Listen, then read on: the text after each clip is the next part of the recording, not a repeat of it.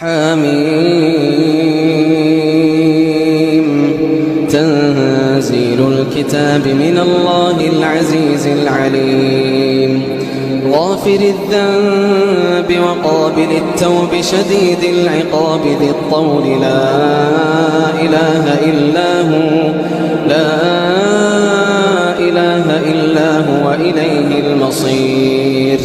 ما يجادل في آيات الله إلا الذين كفروا فلا يغررك تقلبهم في البلاد كذبت قبلهم قوم نوح والأحزاب من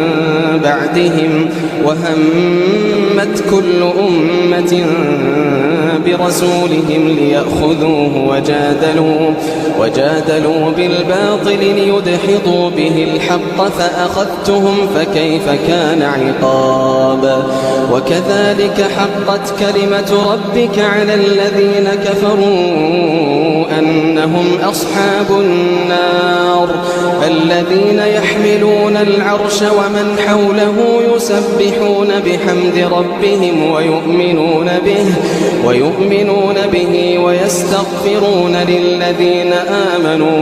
ويستغفرون للذين آمنوا ربنا وسعت كل شيء رحمة وعلما فاغفر للذين تابوا واتبعوا سبيلك وقهم عذاب الجحيم ربنا وأدخلهم جنات عدن التي وعدتهم ومن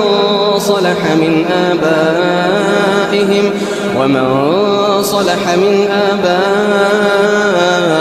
وأزواجهم وذرياتهم إنك أنت العزيز الحكيم وقهم السيئات ومن تق السيئات يومئذ فقد رحمته وذلك هو الفوز العظيم